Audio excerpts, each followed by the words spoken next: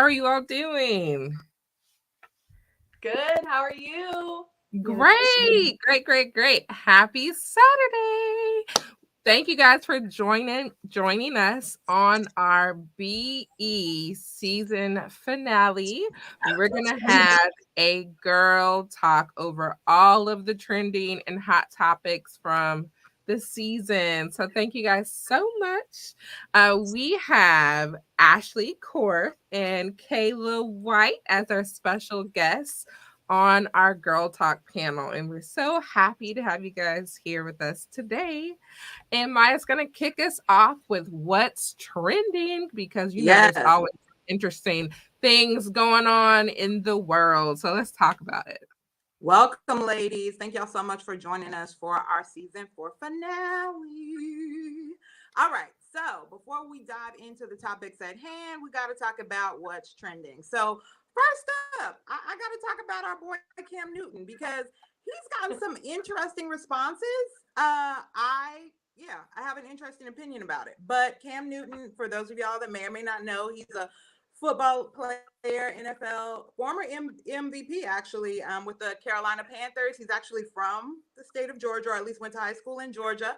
And he, recently did an interview that kind of has him under fire, talking about the role of women in the household and in relationships. So I'll just give you some direct quotes and we'll weigh in. Okay. So he said basically he had a perfect example of what a man was in his life as a father. His parents have been together for 36, 37 years now, and it's a beautiful thing. He grew up actually in a 3-parent household because his grandmother was there as well. And so he says he knew what a woman was, and then he also knew what a bad bee was. We know what the bee stands for. But anyways, that's a big thing these days. Everybody wants to be a bad bee. So he's like, a bad bee is a person who is just, doing this, doing that. They look the part, but they don't act the part. He says there are a lot of women who say they're a bad bee, and in a way, not to degrade a woman, but just to go off the aesthetic of what they deem to be a boss chick. Everybody wants to be a boss, right? But he says a woman for him is someone who's handling their own and not knowing, but they don't necessarily know how to cater to a man's needs. He says he thinks a lot of times when you get that aesthetic of I'm a boss, or, I'm doing this, I'm doing that. He's like, but can you cook? Do you know when to speak and when to be quiet? Can you allow your man to lead? Now, I will say this. I think the line about when to speak and when to be quiet, I get, but that probably had a lot of people turn up. Like, what he talking about? He trying to put women in their place. So all that to say, let me ask you all, do you think Cam was out of line for his comments? What are your thoughts?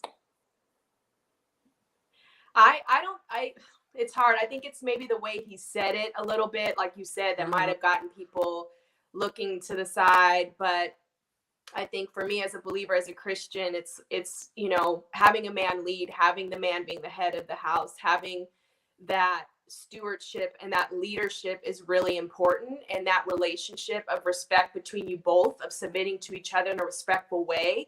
I think the whole movement of I'm a boss bee, I can do it on my own, I'm independent, I don't need no man, like that whole attitude is really not it, to be honest. Like, we can be strong independent. I believe that. I mean, we're strong independent women, we can do things, but at the same time we do need that partnership.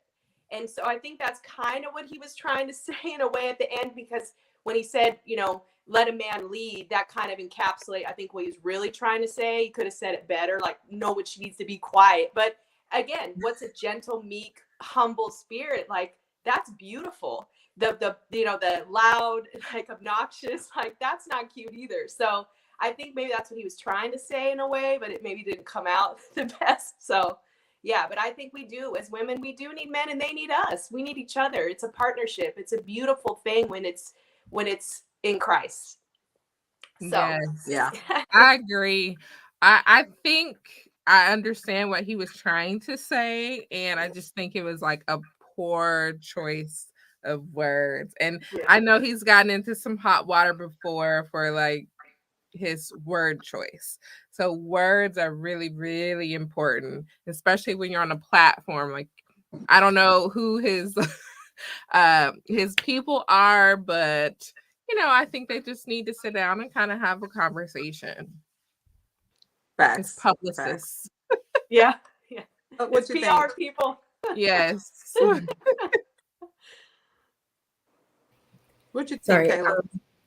I do agree. I think I understand what he was trying to say, but I don't think he said it well at all.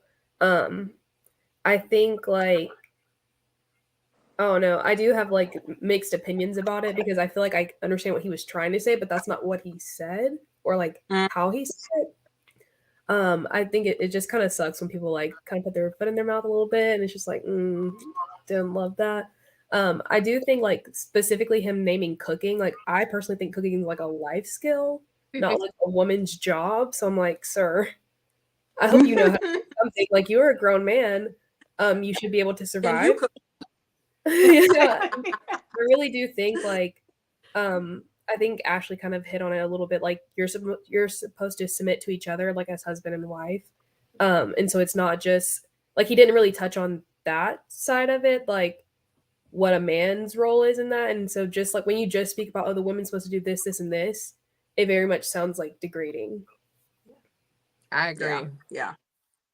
Very true. Very true. Thank you too for pointing it out. Like cooking should be a life skill for everyone, And I definitely I agree with, or I won't say I won't say I agree with. I understand what he was trying to say, and I do believe that in this age of us becoming strong, independent women, really it's been kind of like the decade of the woman. I feel like I've been saying the year of the woman for the last 5 years, but the decade of the woman pretty much where it's like, hey, acknowledge us, recognize us for who we are and what we contribute. I think that's a beautiful thing. At the same time, I do believe that there are dynamics within a male female relationship where, like you were saying, Ashley, we need each other. And the bottom line, if you're so strong and you're so independent to the point where it doesn't seem like you need a man, then guess what? You probably won't have a man. So, that's the truth of it. That's the reality of it. There are dynamics that should be within a relationship where we cater to each other. I know "Cater to You" by Destiny's Child was recently under fire. I love that song. Those lyrics Me challenge me. too. Me too. Like, Let me cater to you. Yes. Like I'm sleepy, but you know what I'm saying? Like all that stuff is real. Where it's like, okay, we do want to cater to our men, and our men should cater to us. It should be an equal thing. So all that to say, I get it, Cam, but to your point, Toya, you need some people around you to be like, hey, let me help you rephrase that. Okay. All right, y'all, on to the next. So we talked last week, we talked about the slap heard around the world. So this week we're going to talk about the baby bump seen around the world. Prego Rihanna, when I tell you, she is doing the thing with the baby bump. Like every picture I see from her in Target to her now on the cover of Vogue, she looks fabulous, like fabulous, to the point where people are like, are you supposed to be that sexy when you're pregnant? So really, I want to ask you, because I don't know if you had a chance to see some of the pictures in this month's cover of Vogue featuring her, but she's got some racy nude photos in there where she's in a bathtub with a baby bump, and on the cover she's in all lace head to toe, doing her thing. But some people are like, I don't know if you should be sexy while you're pregnant. So what are your thoughts? I think it's great, actually. Like, as a woman that has been pregnant 4 times. Now, I do have some pictures too of like my belly, like, without clothes on it and stuff like that. Now, I would not post it to like social media. Like, you guys will probably never see it unless you come to my house. But I think it's artistic. So, I like to paint and stuff. So I look at it at the artistic piece. Like, I think it's beautiful. I think it's something to be celebrated. Yeah. That's awesome. Yeah, I agree. I think, and I agree. I think the only thing I would say, like maybe making it the cover photo, because you do have some weirdos out there, to be honest, and people can be weird. So I'm like, you know what? Maybe it could be on the inside of the Vogue magazine, like maybe not on the cover, because you got some kids coming through the aisle at the grocery store, like maybe they don't understand. It's beautiful, but I'm like, maybe it doesn't need to be on the cover, maybe inside so people can enjoy it. I don't know. That's my only thing, but I think she looks amazing. I think she should. I think as women, being not pregnant and just nude on a cover is different, but as a pregnant woman, like it's just so beautiful of what God can do in our bodies. So yeah, I think she definitely should. We should have it out there, and it's encouraging. But yeah, maybe the cover. Sometimes I just wonder though, for like some of the little folks, like maybe I don't know. It's just I don't know, more so the top part. It's like Oh yeah. you know what I mean. That's just me, belly, of course, but I don't know. That's just my No, I don't. I don't have those type of pictures, but yeah, yeah, right. You're out here with everything out. I'm a little bit more conservative, but You can say those for Ryan. Take them. Yeah, Ryan could take them. I said, save those pictures for Ryan. He'll take them, I'm sure. He's like, look, yeah, all exactly. the pictures. All of them. All of them. I love it. It's great. Kayla, what are your thoughts? Oh, I definitely think it's artistic. I think I saw some of the photos and I thought they were beautiful. It's also, I feel like the more we go forward in the future, like the more stuff like that is going to be more normalized of like documenting everything with photos. And just like the human body has always been like an artistic, like not centerpiece. I don't know the word I'm thinking of, but like it's always been like an inspiration for art. And so I think it's beautiful. Yeah, that's awesome. More power to her. That's all I can say, because she is doing her thing, like for real. So Rihanna, keep doing you. We're praying for a healthy delivery, healthy boy or girl. I don't know if she's revealed what she's having yet, so we'll see. Yeah. But yes, shout out to Rihanna. And first babies, your skin is still like really tight. So I think it still looks really good. And I'll say that for my first pregnancy. But after that, like by the time you get to the fourth one, it's just like bleh. Like your belly just like expands so quickly. And I don't know if I would do all that on the fourth one, but the first one was great. Any like sexy prego pictures with Mason when you're No. Did you do any after Ryla? You know what I mean? For any other pregnancy? I did with Ryla. Like I said, like the skin is just still kind of tight, but like after you have that first one, when you get pregnant again, it just doesn't look quite the same. Got it. So Ryla, you're beautiful, Toya. You're beautiful. You're a beautiful girl. Thank you. You're welcome. All right, y'all. On to the next trending topic. Lizzo. We've talked about Lizzo before, and she got some clap back in the past, and she's back. She's actually back with a couple of new things. She actually just released a new shapewear brand called Yitty.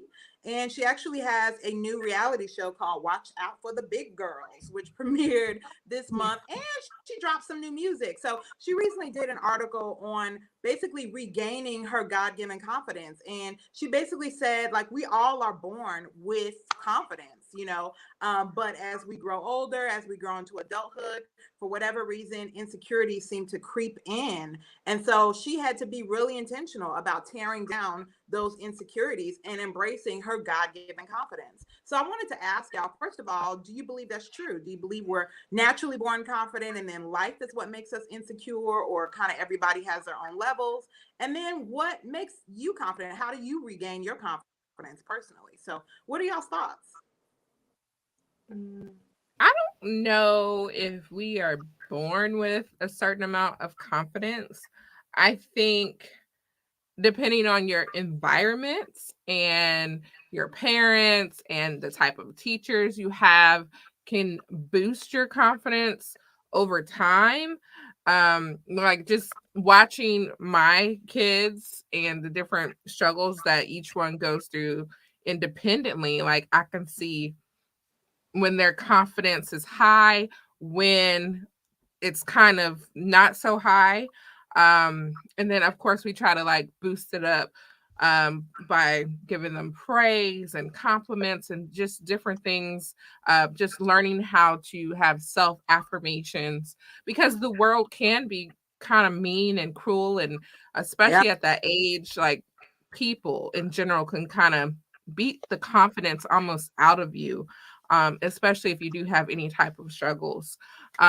So I would say I don't think you're necessarily born with a certain amount of confidence. I think your confidence can go up and down in different seasons of your life. For me, I know my confidence has kind of, I would say, ebbs and flows, and I can kind of pick up and notice when I'm not feeling as confident or as beautiful or whatever, and I try to do things to kind of boost my own confidence. I do have to kind of recognize when, I shouldn't be saying like negative things about myself. Um, but yeah, I definitely think it's not something that you're born with. That's just my opinion. That nature versus nurture conversation is real. And it's hard to say whether or not you're born with confidence, but I do believe that life can definitely cause you to become more insecure. And at the same time, like you were saying, those words of encouragement, I think that's important even before the baby's born, while they're in the womb, speaking words of life to them, words of encouragement, all of that, so that they can come into the world feeling some type of way. I feel like babies know when they're wanted. Babies know when they're celebrated, so all of that I think plays a role as well in a person's level of confidence. Mhm. Yeah, I agree. And I think, for me personally, I think health is a big deal. What we do, like when we're not honoring our bodies or we're not doing things, even confidence and, knowing like in my sin, if I'm gluttonous or I'm doing things that are, not helping me personally and it's starting to show, it's like, okay, you still know who you are in God and you know your worth and your value. It's not based on a size or anything like that. But at the same time, I'm like, am I really living my full potential and abundance and taking care of myself and all the things? So I think that helps too, where when you're healthy and walking in fullness, you are more confident because you know who you are and you're taking the steps of faith to honor your temple and honor yourself as well. That's one thing I have with Lizzo. I struggle a bit because I understand what she's saying and she's beautiful, but at the same time, it's like, are you healthy? Are you okay? Like sometimes I wonder, and people say that, and should you go and bash someone? Should you put them down? Absolutely not. Should you cut them down? Can you walk alongside them and help? I think that's really important. So I think Absolutely. that really changes confidence a lot of, just saying, well, this is who I am, and doing things to not honor yourself isn't really loving yourself well. Very true. Very true. Great point, Ashley. All right, Kayla, you want to close us out? Yeah, I guess so. I think with the confidence, I think the first thing that comes to my mind is your household and like those like formative years. I feel like that is what really plays a role into your confidence, at least it coming a little bit more naturally for the rest of your life.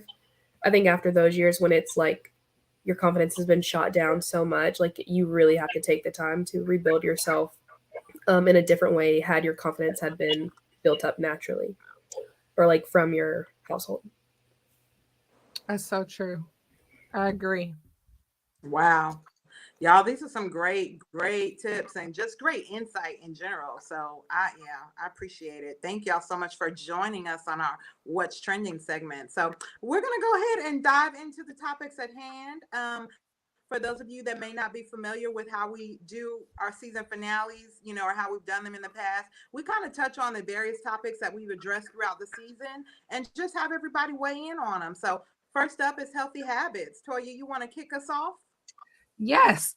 So this season, we did a couple of episodes that really focused on healthy habits. We had um exercising instructor come on our show, and we did like an exercising demo, and she was giving the BE audience some tips on how to incorporate exercise in your daily life, even if you're busy, like me, like super busy and may not have time to like go to the gym every day. Just incorporating it like when you're lifting up your heavy laundry basket, or lifting up kids and groceries and different things like that. And then we also had a chef come onto the show, and we did a cooking demo. So that was really that was fun, and learning about different ingredients, things that you can substitute different ingredients for that are more healthier, and how to incorporate that like in your diet. And so we wanted to know, what are some healthy habits that you do? What do you incorporate on a daily basis? So for me, it's the biggest thing I try to do is do like a green smoothie, because I just feel like I don't get enough vegetables. So I'm like, okay, as long as I get my green smoothie in the morning, I pack it, and my water. That's my thing. I've been Mhm. trying to just carry that water jug. I bought a water jug that I like, and it's it's the size that I need, and I just make sure I fill that up in the morning, and my green smoothie. Those are like two things where I'm like, okay, as long as I get this going, I'm starting on a good start. So I try to do that every day. Green smoothies are good. They're great. Yeah, good stuff. What about you, Mm. Kayla? I feel like I have a bunch of different like little things. Water for sure. Um, and even like the times that I eat, like I hate to eat after like 8 p.m. That drives me nuts.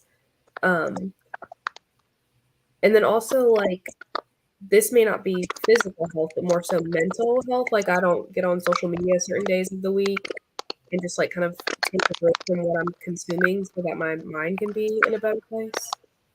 That's good. That's very, very good. Those are I've done something similar as far as just being mindful about the windows in which I eat. Really trying to incorporate what they call, I guess, intermittent fasting. So, not eating a lot throughout the day and trying to cut off how much I'm eating early in the day. Like you were saying, trying to cut it off, by 8, by 7, and just making sure that I am making wiser choices. Like those substitutions we talked about were great. I really enjoyed that from the cooking demonstration, because there are a lot of things that we just, we normally eat. We normally do an egg scramble, or we normally do some pancakes, but really there are some better ways or healthier ways that we can make all of those things. So I just really appreciated that. I really enjoyed that. So yeah, good stuff.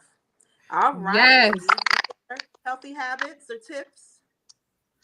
Yes. And then I also wanted to know if you all had a particular exercise routine that you may do every day.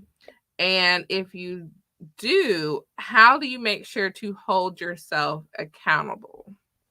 That's a good one. That's a good one. I will say for me personally, my husband and I work out together at least 4 times a week. So it really helps to have an accountability partner, because even in those mornings when I don't feel like getting up, or when I just don't want to get up and work out, he's like, okay, what we're going to do, or vice versa. I might be like, okay, what we're going to do today. So we kind of hold each other accountable in that sense. But then also, I would say finding something you enjoy doing. Like, Mhm. if you enjoy dancing, take some dance classes. If you enjoy nature, do hiking, go on walks, find something that you enjoy. If you enjoy sports, pick a sport, and like, find a leisure league or a recreational league and join it and do it, so that you can actively participate. I mean, I think finding something you enjoy is what's going to help you be consistent with it. So at least that's what's helped me. So Yeah, that's a really good point. I also go to the gym 4 times a week is like my goal, 3 to 5 times. Um and I will say if I had a partner, it would be so much easier some days because I'm like, I don't have to go.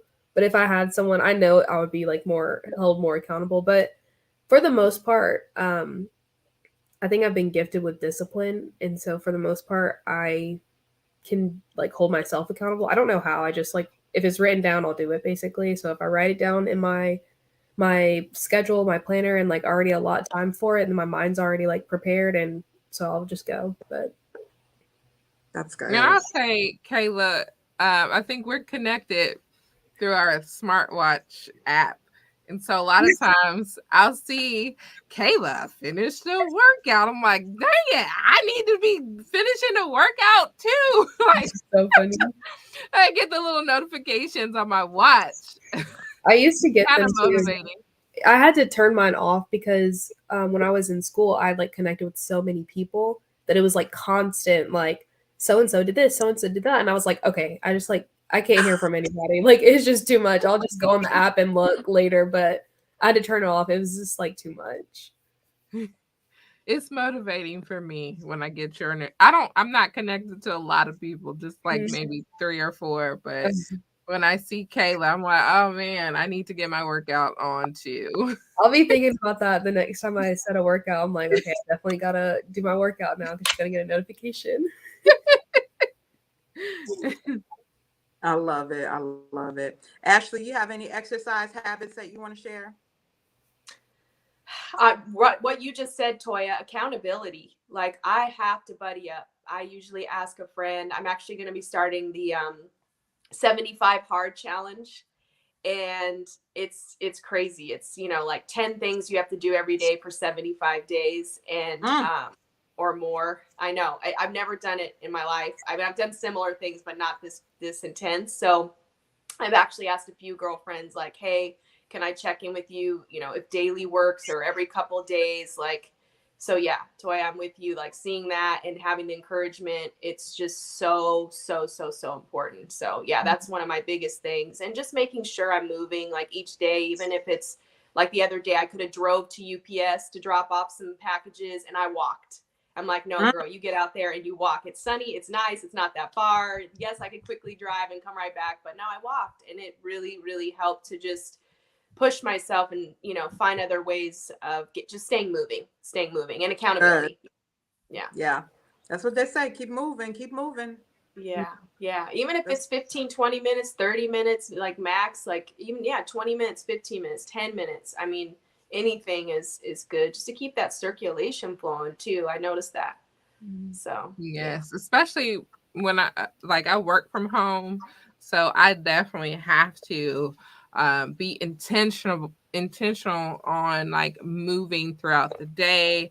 I'll do a lot of dance workouts and stuff, and then we have a nice little trail not too far away, but I try to get it in as many times as I can. I don't know if I'll say 4 times, at least 3 times a week for me. good. Very good. Awesome. All right, ladies. Anything else on healthy habits? I have one other thing. I feel like just being outside in general, like when you mentioned walking Mm-hmm. and hiking, I think we mentioned hiking earlier too. Just like being outside is so helpful. I know for me right now, I'm like struggling with allergies, so it's like kind of like a double-edged sword. Like I really need to be outside, but also like I really need to be inside. But it is helpful. Like I go outside and whether it's like walking the dogs or walking with friends, like it really does help clear your mind and just it's just really good for you. Yes, it does. It just, I feel like it just kind of helps change your perspective. I used to try to Mm. get out there during the work day. This year, for what, well, I probably got off track when it got colder, and I haven't been able to integrate it during my work day yet. But this year, but I'm trying to, because it just helps. It even helps you just think more clearly. I feel like if I have if I run into a challenge or a problem that I'm trying to think through or work through or brainstorm about while I'm walking or while I'm outdoors, is usually when I get the answer or I get the idea or the solution. So it just helps on so many different levels. So that's very, very true. Good stuff. All right, ladies, shall we dive into the month of love? For those of you that may or may not know, we actually dedicated the month of February to love. And we talked about and touched on, excuse me, every aspect of love, from being single and embracing singlehood, to dating, to being a newlywed, to leaving a legacy of love, to being married with kids, like all of that. And so we just want to touch on a few things and just kind of get your opinion. So let me ask you, we talked about during our, I think during our dating or our singles episode, we talked about high value man and high value woman. So everybody knows the infamous Kevin Samuel. So we definitely gave his version of a high value man, a high value woman. But we also talked about our version of that. So I'm curious to know, how do you all define a high value man? Well, I'm bummed I missed that episode. I'm gonna go back and watch it for sure. But so I'm single. I'm out in this dating scene right now, and it's been interesting. Newly back in. I took many years off and just was seeking God, but I'm just finding in this climate just someone who actually like seeks God. Like what is going on? Just that actually loves God and reads his Bible and is in community, is in fellowship, is family values, emotionally available, is able to communicate, like just like you think the basic things. But it's just those things are just so important. I mean, I met a guy I was talking to and super cute, tall, the car, the job, all the things, smell good, dress good, like all the things. And you're like, you don't even love God, bro. Like, what is, I'm praying for us at dinner. We go out to go grab a pizza and I'm like, let's pray. And it's like, oh, you want to pray? Oh, you go ahead. You go ahead. It's like, and I get it. I'm not knocking it, but it's like, maybe he's a little embarrassed. Give him some, I get it. But no leadership at all, like leading these relationships. So a high value man, please just love Jesus, like So for me, yeah, I can speak to it because I'm in these streets right now and just trusting God. I'm trying to be Ruth, just putting myself out there and letting him come, okay? But it's just like, girls, it doesn't matter. Yes, you got to be attractive, but I don't care how fine he is. If he doesn't have those qualities and loves Jesus and can communicate with you and be open at least, like it's not worth it. It's not worth it.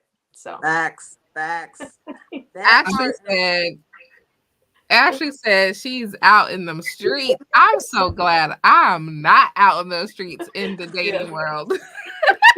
yes, please be happy. It's no joke out here in the nice streets. I'm in the good streets. I'm on this No, we good got you. path. We got you. It's real. It's real. I know the dating scene is quite a bit. So yes, It's kudos different. for you. It's so different, Yeah. ladies. Like from 5 years ago, it's just so different. And then you got COVID happen. So then some people struggle with like isolation and like now they're kind of like introverted in a way. Like it's just social skills, all the things. It's so many dynamics now. Even when I stopped dating, like 7 years ago, whatever it's been. It's like now it's just a whole different. It's so different. But God is faithful. God is faithful, and He has a promise. Amen. Girl. Whew. Wow. Help us, Lord. Help us. Pray for us single people, okay? You guys got it great. I could definitely agree with that. I'm also single, but not on the dating scene. I'm trying to do this like 1 year of intentional singleness this year. Is so far it's been really good. I've been able to like really dive into my friendships and do all these like really fun things and just invest in like the other like relationships that I have around me. But I will like agree. He can be all this and that, but like if you don't love Jesus, and I think like I know for me, like I feel like guys in my age group, like early 20s, use like, oh, I'm a Christian, that's the label, and that's about as deep as it gets. Like, I'm like, do you pray? Do you open the Bible? Have you seen the Bible recently? Like, and it's true, like people, it's very much so like a label for a lot of people. But there's no personal relationship with God, and I'm like, I can't do anything with that. Like, how can you lead me when you're not in the word? And I just so that's why I'm taking a year off, because it's just like too much. And I agree, like things have changed in the last 5 years. Like it's a lot. So that's kind of where I'm at. Like I think a high value man, the leadership. I'm very headstrong, maybe is the word. So that can be difficult. And just finding like men with like emotional availability. I mean, if that's like the only thing, like if that's the first thing I'm looking for, I feel like I've just cut down the pool so much because it is hard to find like and I think with my like Gen Z, I guess millennials are normalizing men being more emotionally available and like tapping into their emotions and therapy and things like that, but still a process and we're still like I feel like at the beginning of it. And so there's like that stigma still and that's really hard and I kind of like have been in the place where I try to like help someone walk through that, but I don't want to do that again. Like I would love for you to like already deal with your issues. I'm not here to help raise you. So yeah, dating scene is hard. A high value man, definitely emotionally available and has a relationship with Jesus. And just like honesty is another thing in leadership for sure would be like a a good gist of what I think a high value man is. Yes. And I know even though I'm married, it wasn't that far ago when I was in the single world and dating. And I do recall those times where I would date guys that would say that they were Christians, and then you would give it a month or two, and then their character would not line up with what they were saying. So I definitely know that you definitely have to have discernment when you're dating, and it's tough. I dated a lot of different guys, not like serious, but I was very cautious, to put labels on different things because when I needed to get out or get away, it was like a way to escape because I wasn't committed. Like once I saw like your character, things that weren't like lining up. But I would definitely say keep having those standards. Don't back down. Keep those standards. Kayla, I know it's hard, but you got it. Keep those standards. Yeah. And I will definitely say too, I mean, we're, married now, but that takes work too. And so I know you're talking about somebody who doesn't have any issues. Everybody's gonna have issues. I think the main thing is though, somebody number one that's aware at least of some of their issues or most of their issues and actively working to address them because we're going to be all supposed I should say we're all supposed to be working on our issues at least till Jesus come back. So it's like that is just a part of life. But when you just oblivious and you ain't trying to do nothing about your mess, that is a red flag. If you're looking for red flags, that's a red flag. But somebody that they're aware, they have self-awareness, and they're actively working to address any challenges or issues that they may have in their lives. I think that's a great thing. And I think somebody, I don't know who said this quote, but they're like, everybody has some crazy. It's just a matter of what crazy are you willing to put up with, and for basically indefinitely. And so really just be mindful of that because there's no perfect person out there, but you do want to make sure first and foremost they love the Lord. That's the key, and like you were saying, that they are actively working on themselves, that they're aware, and just trying to be the best version of themselves possible. So, we do need to pray for today's singles because it's different. It really is different out here. So yeah. Let me ask y'all, and you kind of touched on this, Ashley, the whole should a woman pursue a man versus waiting. And so what are you all's thoughts on that? So I think, no, absolutely not. I think you can, so in the dating app world, right? So there's dating apps, there's going to events, doing things. Like I always put it, I encourage my single friends. It's like Ruth and Boaz. She put herself at his feet. That's all she had to do. She was obedient, or she was faithful and obedient, right? I think as the dating apps for women, you can maybe like something, that's it, or even go on a dating app. And then after that, like, let them initiate. This is my thing, but I'm just like, let them initiate conversation. Let them say hi. Let them, you're not pursuing them. You're just saying, here I am. I'm at the threshing floor. And as Ruth was, but that's all I'm going to do. Someone would be like, oh, say hi, say something. But like, for me, I'm like, no, like if they want to talk to you, like they will say, if you like their picture, and then you just let it be, back off, let them come and say hi. If you're out at an event, you can smile, be friendly. make yourself friendly, make eye contact, smile, but then let them come up to you. They don't come up to you, that's not my person. You know what I mean? So Yes. I think, and it takes away, I mean, men want to pursue. Men want to pursue. That's how they're built. That's how they're wired. And I think that, you know, don't play games, but at the same time, like, know who you are in Christ, know who you are, pray about it, like you said, use discernment, but let him do it. Let him be. And that's the thing too. It's like, let him be who God's created him to be. You know, let him take those steps and show himself for what he has to offer to you as well. Because you're both, you know, God's son and daughter. So I think it's so important. And it's good to know their intentions and see how they approach you. You'll know a lot by allowing them to come to court you, you know, and come to know you more. So yeah, I don't think a woman should. That's just not our place. Even in the animal kingdom, you know, guys come after the ladies. So, yeah, no. Thank you, Ashley. Kayla, you have Yeah. any thoughts? I have recently just started learning a little bit more about this, like intentionally, and kind of the same thing as what Ashley was saying. Like I've never been someone to pursue anyway, but being more intentional of how you are in someone's like space to be seen, I guess is how it's phrased, so that they can pursue. Um, and I forget where I was reading this, but in learning, basically was saying if you don't allow him to lead in pursuing you, like you won't be able to lead later, basically, something along those lines. And I do think like women hold a role in relationships of like there's a certain level of accountability and leadership. It just looks different from a man's role.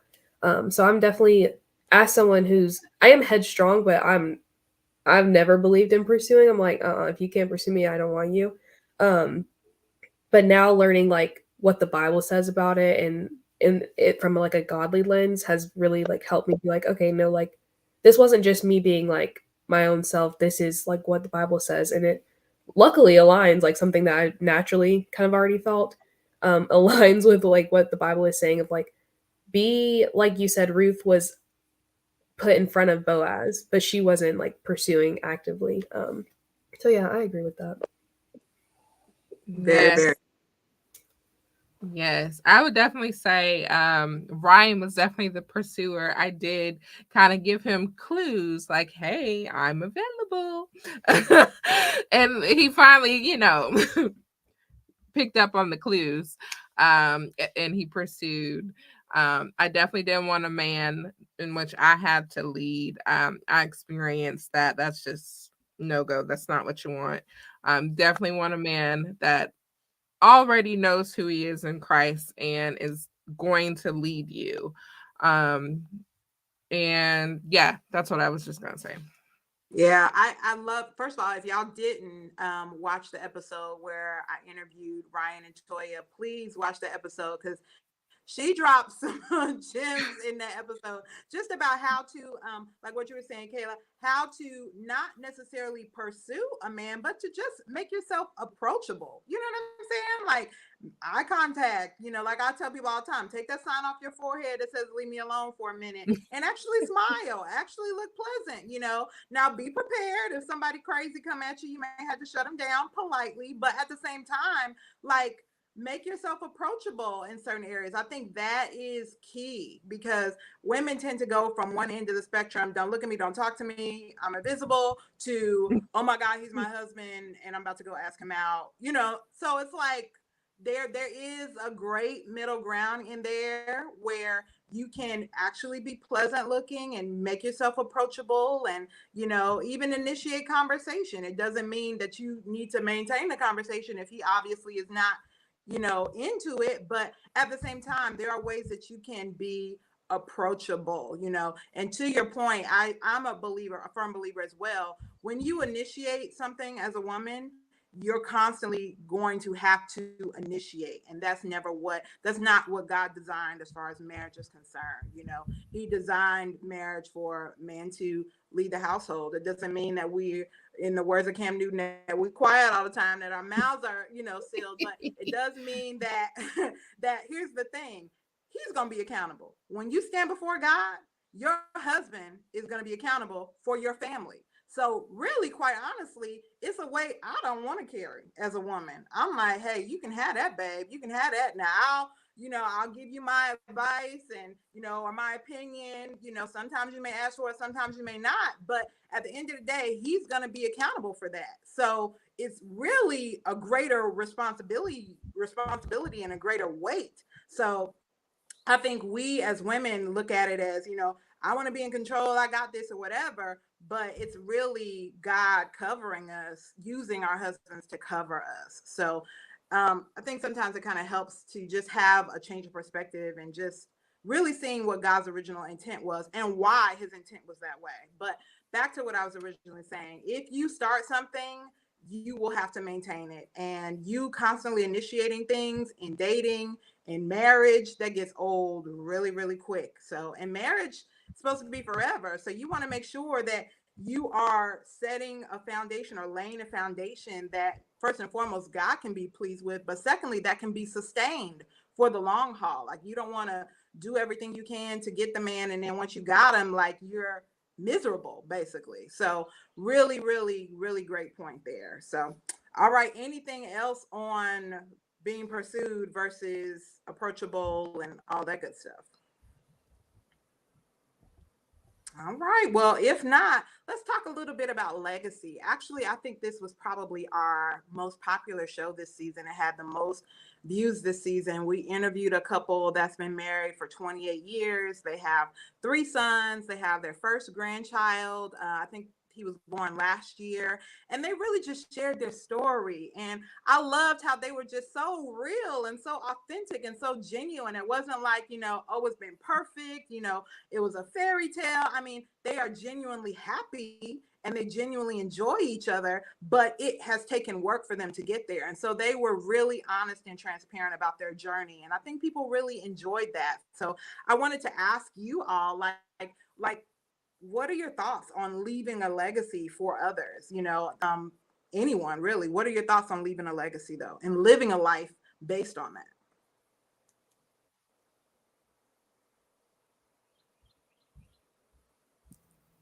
I think I definitely want to leave a legacy. I kind of feel like it kind of reminds me of like in the Bible with Abraham, like we're part of his legacy.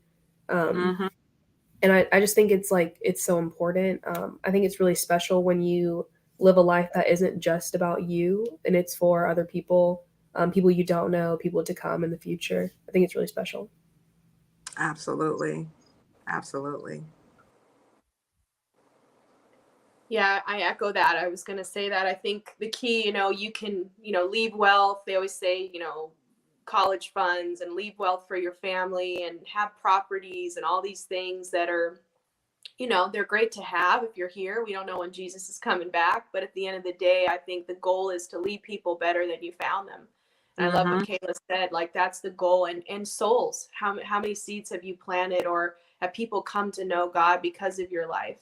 And that's what you want to be known for, is someone that really loved God and really walked it out, and, walking in the power of God. I think that's so important. What are they going to Yeah. say? So now I think of that. It's kind of morbid, but it's like, what are they going to say at my funeral? Like, are they, not in a way of lifting me up at all, but just was Christ glorified and lifted up? And did people know him because of my life, through Christ? So I think, yeah, it's so important. And yeah, that concept of leaving people better than you found them, and encouraging them, and shining the light of Jesus and helping where we can, where we can, being a servant and helping others. Absolutely. Yes. Yes. And, you don't always have to have kids to leave a legacy. Like, you can impact other people's lives by the things that you do. And like Ashley was saying, like, what are they going to say at your funeral? Like, the only thing that's going to matter is what you did for God in this world. Like, when you die, you can't take your house, you can't take anything with you. Like, it's great if you, have property and different things that you can leave behind to your kids, but that stuff is so temporary. It's not it's not gonna last, even when they're gone. So I definitely think it's important to leave a spiritual legacy.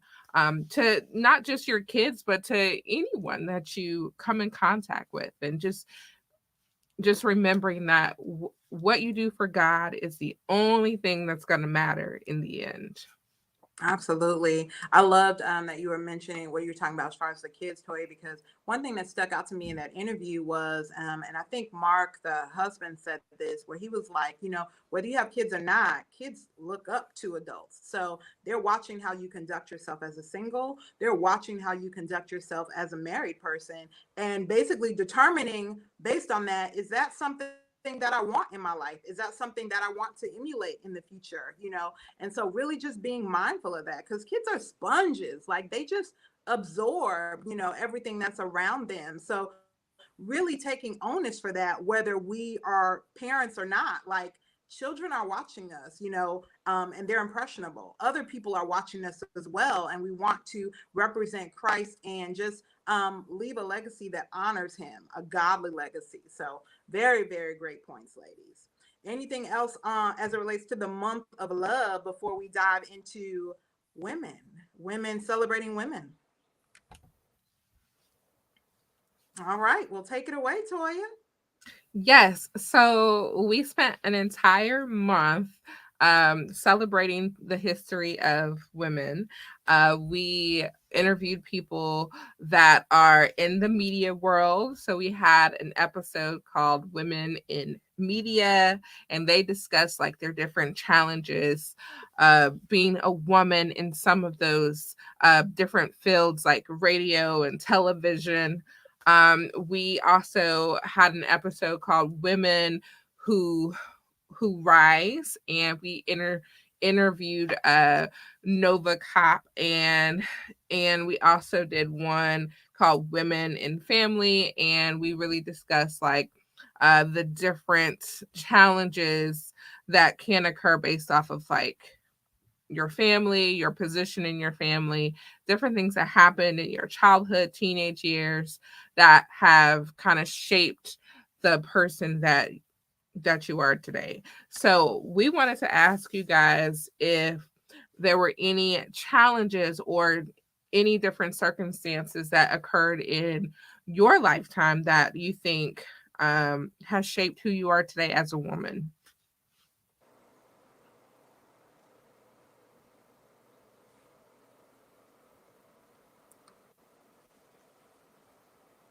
I'll go.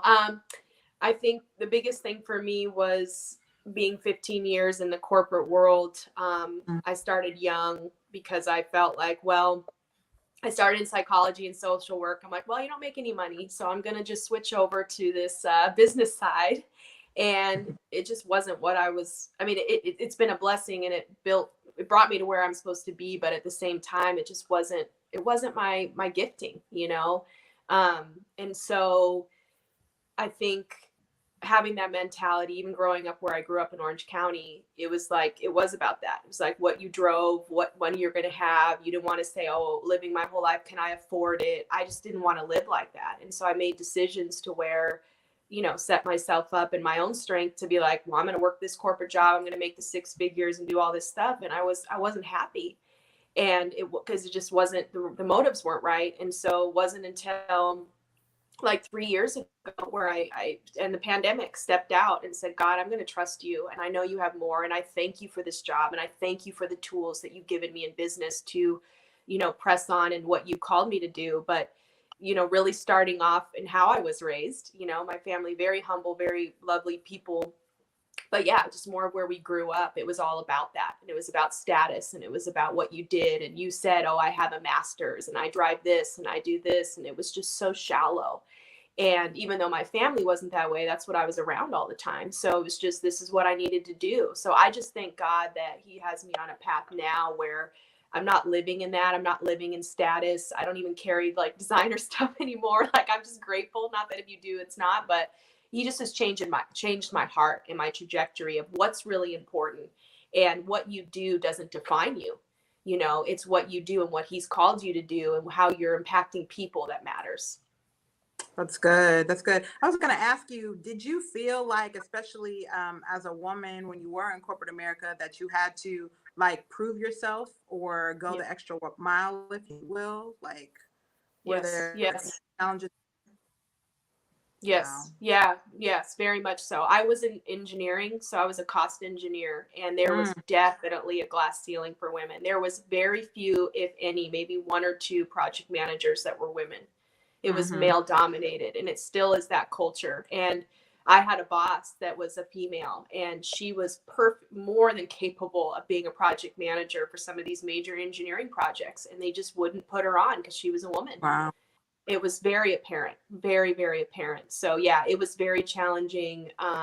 Yeah, because at the end of my career, I was a lead cost engineer as a woman, and it took me 15 years to get to that space. Wow.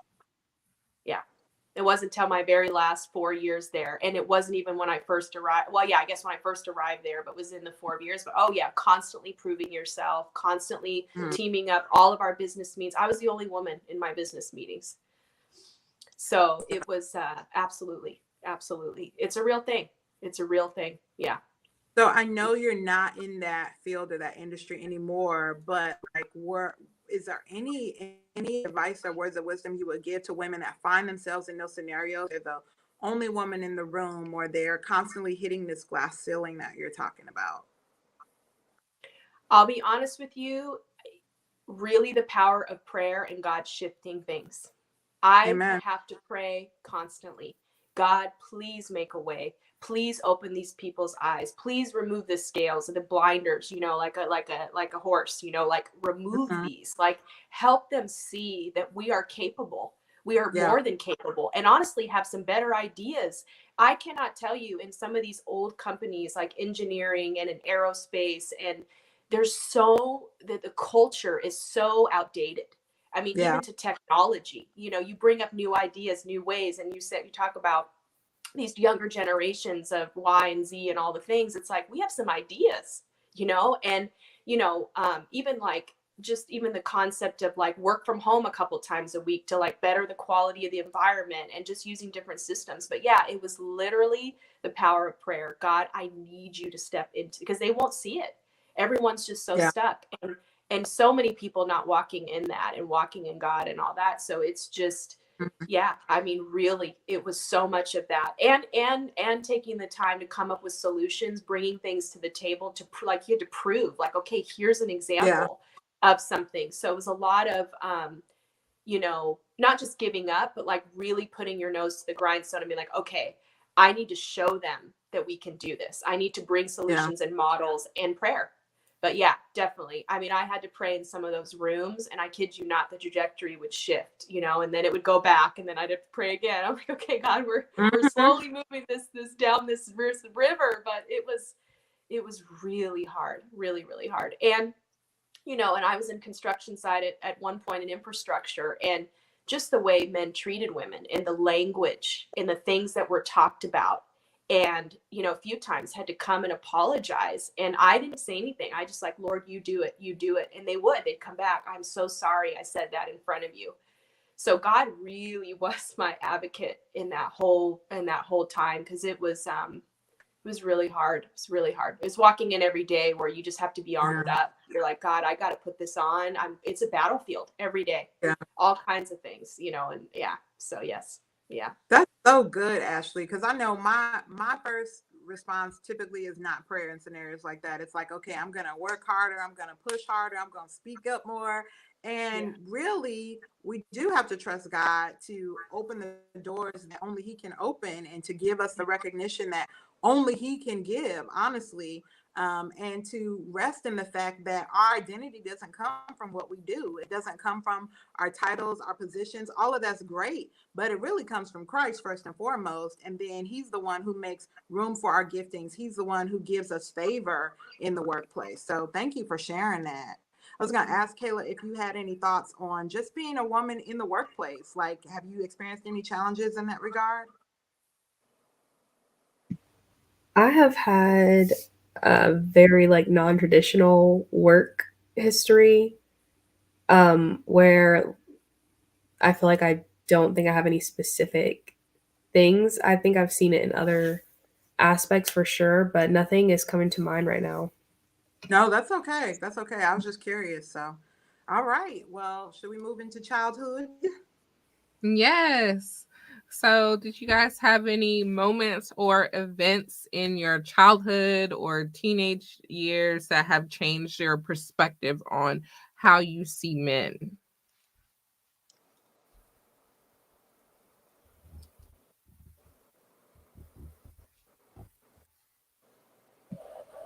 I feel like I definitely have had moments like in my family and childhood.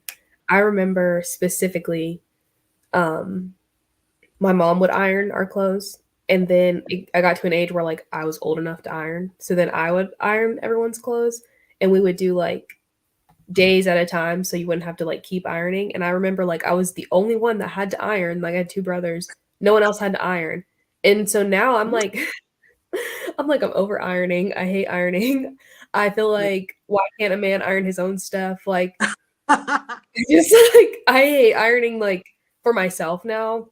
Um and that honestly different things like that would honestly put like a very bitter taste in my mouth like, towards men. Like I get like if a man is in the sense of where the dynamic is like the man is working and the woman is like a stay-at-home wife and like so the household is like her territory.